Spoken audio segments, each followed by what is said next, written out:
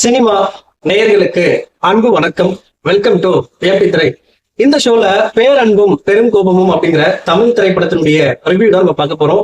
இந்த படத்தை இயக்குனர் சிவபிரகாஷ் இயக்கிருக்காரு. இந்த படத்துல விஜித் பச்சன், ஷாலினி நிவேதாஸ், மயில் கோபி, அருள்தாஸ் மற்றும் பல நட்சத்திர பட்டாளர்கள் இந்த படத்துல நடிச்சிருக்காங்க. இந்த படம் எப்படி இருக்கு, இந்த படத்தினுடைய கதை என்ன அப்படின்னு சொல்லி பார்க்கலாம் வாங்க. தேனி மாவட்டத்தில் உள்ள ஒரு அரசு மருத்துவமனையில தலைமை செவிலியரா வேலை பார்த்துட்டு இருக்காரு நம்ம நாயகன் விஜித் பச்சன். இவரு குழந்தை கடத்தல் வழக்குல போலீசாரால கைது செய்யப்படுறாரு.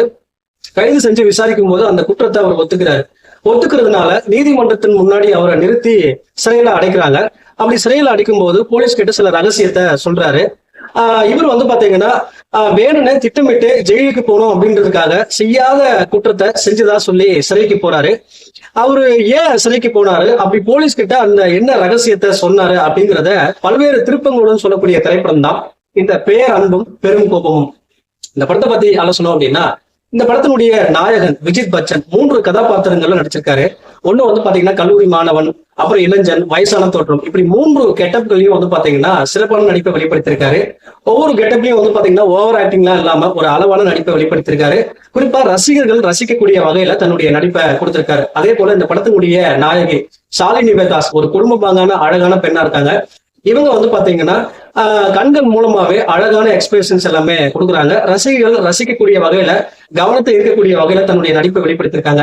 இந்த படத்தினுடைய வில்லன் மயில் கோபி, அருள்தாஸ் வழக்கமான வில்லத்தனத்தை இந்த படத்துலயும் பாத்தீங்கன்னா வெளிப்படுத்திருக்காங்க.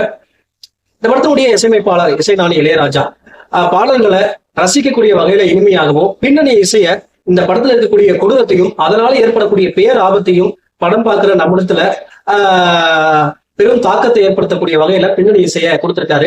இந்த படத்தை எழுதி இயக்கக்கூடிய அருள்தாஸ் சிவபிரகாசம் பாத்தீங்கன்னா பல்வேறு காலகட்டங்களில் நடந்த ஜாதி வன்கொடுமையை திரையில காட்டி அதனால ஏற்படக்கூடிய ஆபத்தை பதற்றம் அடையக்கூடிய வகையில காட்டியிருக்காரு. குறிப்பா ஜாதி ஏற்றத்தாழ்வு, ஜாதி வெறி அப்படிங்கிறது ஒருத்தனுடைய பிறப்புனால வரல, அவனுடைய வளர்ப்புனாலதான் வருது அப்படிங்கிறத அழுத்தமா பதிவு பண்ணி அதை திரைக்கதையின் மையப்புள்ளியா வச்சு பல்வேறு திருப்பங்களுடன் சுவாரஸ்யமா கொடுத்திருக்காரு இயக்குனர் சிவபிரகாஷ். மொத்தத்துல இந்த பேரன்பும் பெரும் கோபமும் பாத்தீங்கன்னா ஜாதி வெறிகளுக்கான ஒரு சாட்டை அடி. இந்த படத்துக்கு எப்படி திரை கொடுக்குற ரேட்டிங் 5.3.5.